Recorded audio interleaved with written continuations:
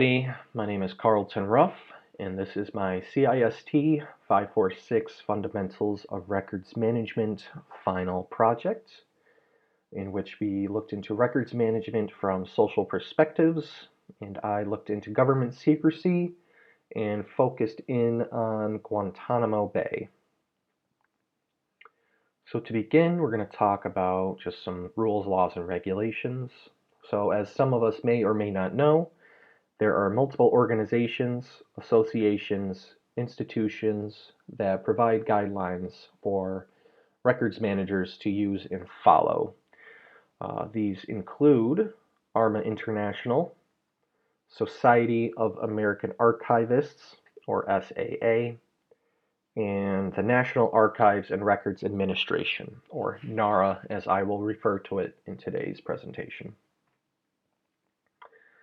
So NARA regulations, guidance, and assistance.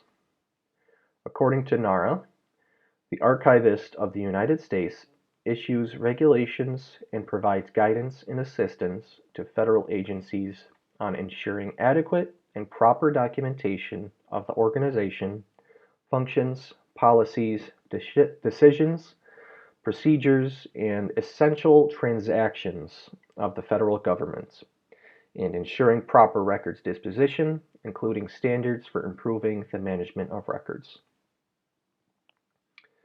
So when it comes to a federal agency, NARA defines it as a federal agency means any executive agency or any establishment in the legislative or judicial branches of the government, except the Supreme Court, Senate, the House of Representatives, and the architect of the Capitol, and any activities under his direction. So notes on the researching process. While conducting research into this topic, notes of a specific records manager were not mentioned or discovered in the articles related to Guantanamo Bay. However, I have seen efforts have been made by outside professionals seeking to preserve the stories from within, and I will touch a little bit more on that later. Abuses of detainees in Guantanamo Bay have been connected to poor records management. And also accessibility to records have been extremely limited, specifically to individuals imprisoned in Guantanamo Bay trying to fight for their freedoms during court proceedings. So accountability. So there's various agencies that conducted businesses within Guantanamo Bay, and the majority of them follow NARA records management guidelines, such as the FBI. However, valuable information in regards to operations inside Guantanamo between agencies was seldomly shared.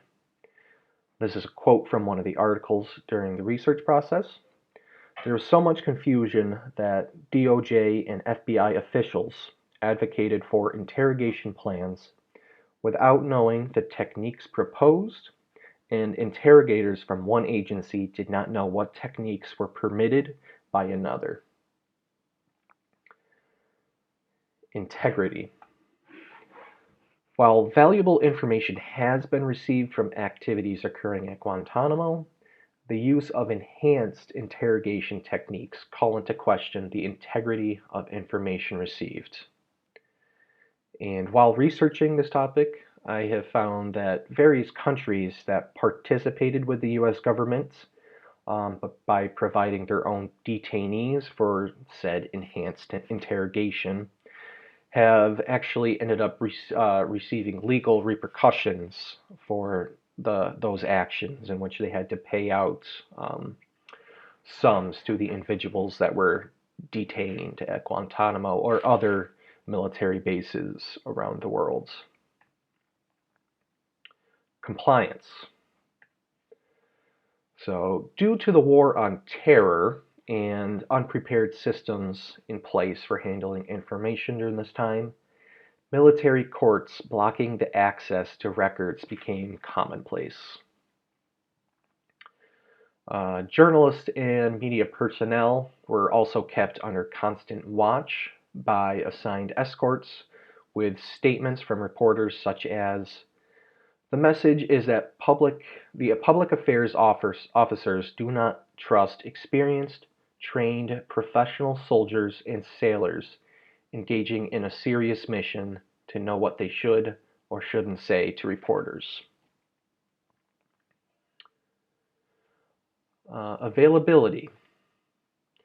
So in legal or court-related cases, the DoD has implemented multiple steps that prosecutors, but mainly defense lawyers, need to go through in order to access the basics of records, such as medical.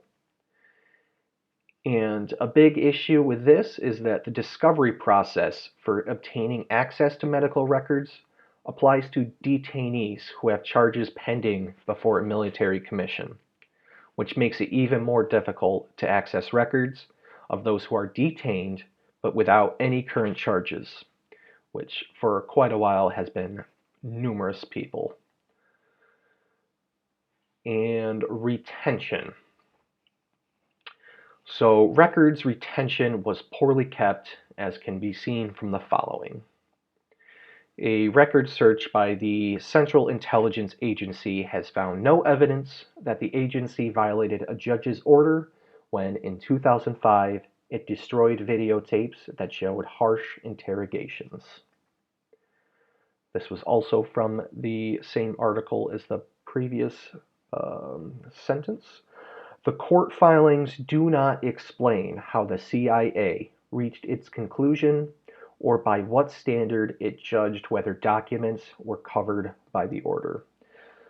So there have been cases in which records have been destroyed, and then they were called upon in court proceedings in which they were unable to provide due to being destroyed. So retention was a major issue at Guantanamo Bay.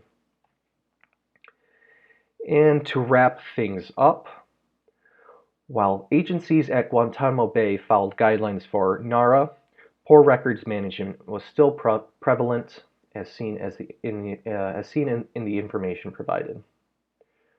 The various failures highlighted previously were connected to the principles, which were provided by ARMA International.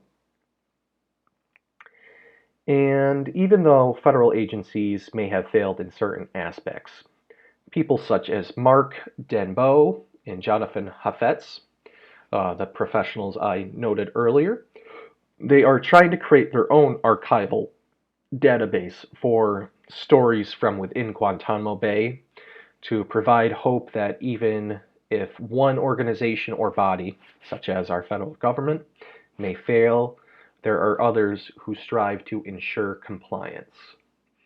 So Mr. Denbo and Mr. Hafetz, they are seeking to document and archive stories of those from within Guantanamo Bay, which mainly focuses on lawyers such as defense lawyers and reporters and journalists, because they wanted to get two sides to the story instead of just one side, which would be our federal government.